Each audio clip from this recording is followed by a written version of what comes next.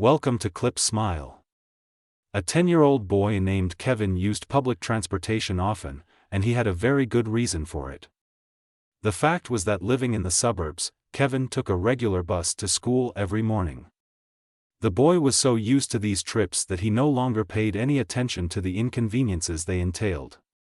On that memorable morning, Kevin was one of the first passengers on the bus and habitually took a seat by the window.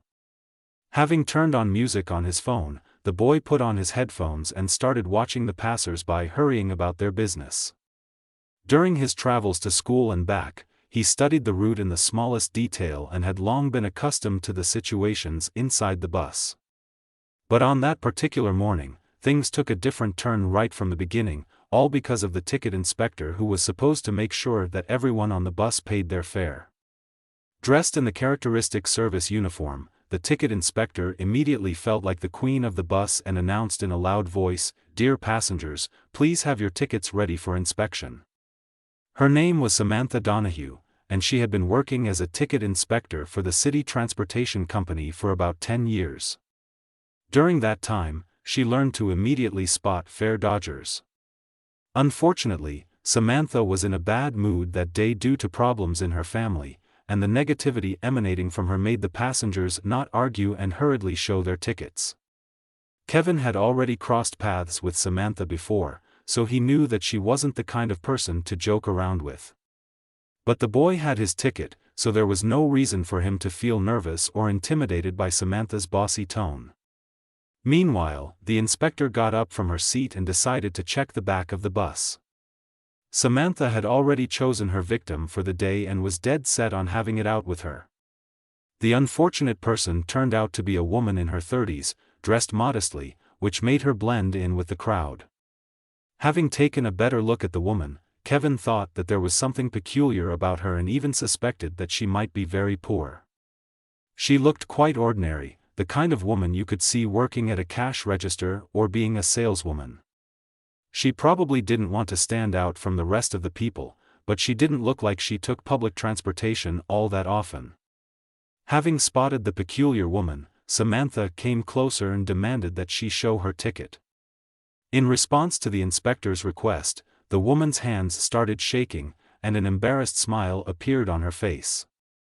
When she met Samantha's eyes, she shook her head. Kevin was watching the situation unfold and immediately realized that the woman didn't have a ticket. The inspector's response wasn't long in coming, "No ticket, and what am I supposed to do with you now? Pay your fare." "No way, pay the fine, or I'll have to call the police." The woman's eyes showed despair as she said, "Ma'am, I understand that your indignation is justified, but I can't pay the fine because I don't have any money on me. I forgot my wallet at home. I don't usually take the bus." But there was no stopping the ticket inspector. "You don't take the bus? Well, good for you. But it looks more like you're getting used to using public transportation for free and then pretending that it's the first time. I know you're kind. You're always looking to get a free ride." Samantha was on a roll, and the young woman tried to say something in her defense, but the inspector had already gotten too engrossed in her own monologue. Watching the scene unfold, Kevin felt pity for the young woman, whose eyes had already filled with tears.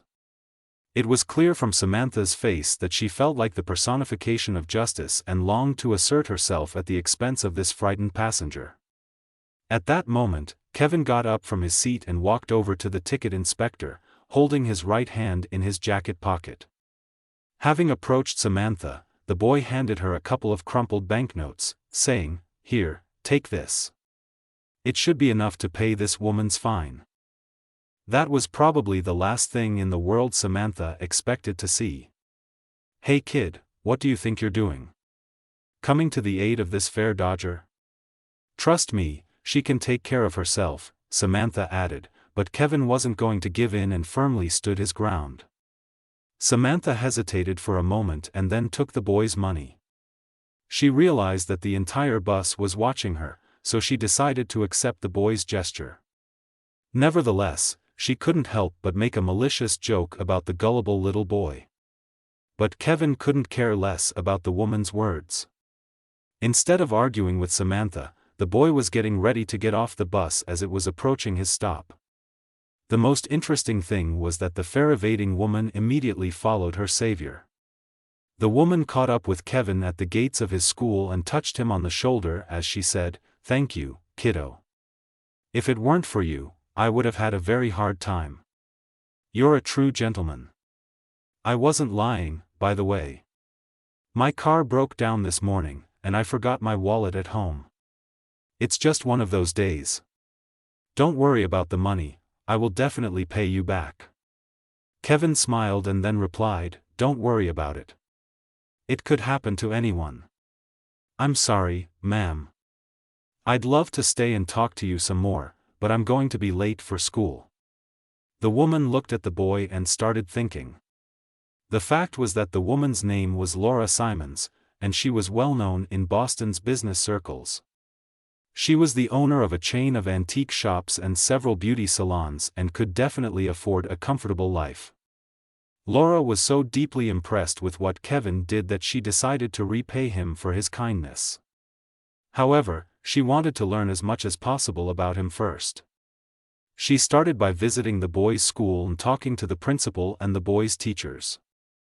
Thus, in the course of their conversation, Laura learned that Kevin loved baseball and everything related to it. Moreover, the boy dreamed of a career as a professional athlete, like the stars from the baseball cards he'd been collecting all his life. Unfortunately, there was one significant obstacle on Kevin's way to his dream, which could negate all his efforts. The problem was that the school didn't have a proper sports field, which meant that the young athletes couldn't train the way they needed.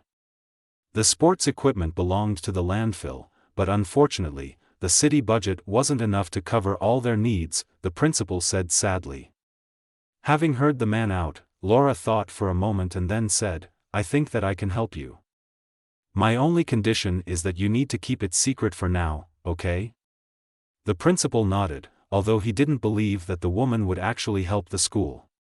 Frankly speaking, he couldn't have even suspected that Laura Simons was an influential businesswoman with numerous bank accounts around the world. However, Laura's modest clothes only emphasized her attitude towards money.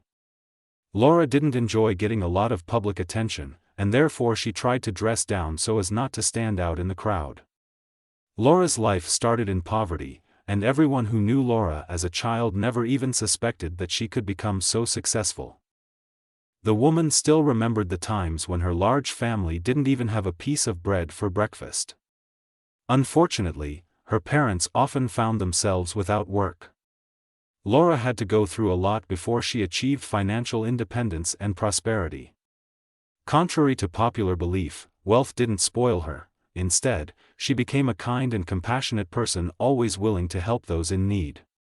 Unfortunately, Laura's personal life didn't work out as well as her professional one. Having lived through a painful divorce from her alcoholic husband, the woman became more circumspect in dating and tried not to rush into anything. Having decided to fulfill Kevin's dream, Laura coordinated all the details with her deputy in record time and transferred the money to the account of the contracting company that was supposed to do the reconstruction work. However, Laura didn't stop there. Realizing that Kevin wanted to become an athlete, the woman bought him a set of baseball uniforms and all the necessary equipment, including a bat, a baseball, and a leather glove. But it wasn't really about the money, as Laura had already spent exponentially more than the fine the boy had paid on the bus. Laura came to Kevin's school and greeted him at the gate. She handed the boy an envelope and showed him the uniform laying in the back seat of her SUV. Kevin's surprise knew no bounds, and he said, "You didn't have to do this. It must have cost you a fortune." Of course, Kevin had no idea that he wasn't talking to some poor woman who couldn't afford a bus ticket, but to a woman whose financial assets were worth millions. But Laura only smiled mysteriously and offered to give the boy a ride home. When Kevin showed his father, Roger Murphy, his new clothes, Roger couldn't believe his eyes. Upon learning what his son did on the bus, the man smiled and stroked his head, saying, "You have a good heart, son. I think you deserve this gift," he added. At that moment, Kevin and his father didn't know what would happen in about 6 months when Laura Simons would come back into their lives during one of Kevin's games. The game was dedicated to the grand opening of the sports field, which looked nothing like it did before all the reconstruction work. There was a young woman giving a speech from the impromptu stage, wishing the athletes good luck in their future endeavors. She was the one who paid for all the renovations. Most of the parents couldn't figure out why that woman would donate so much money to their school, but Kevin knew what it was all about. Having noticed Laura on stage with the microphone in her hands, the boy came closer and said, "Thank you, Miss Simons. If it weren't for you, my friends and I wouldn't be able to do what we love so much."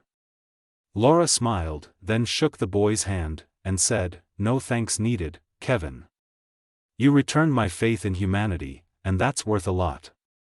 Talking to Kevin, Laura didn't even notice when Roger Murphy approached them. "It's great to meet you, Miss Simons. I'm very grateful to you for helping my son and his friends achieve their goals," the man began. "Thank you for raising such a wonderful boy," Laura answered with a smile.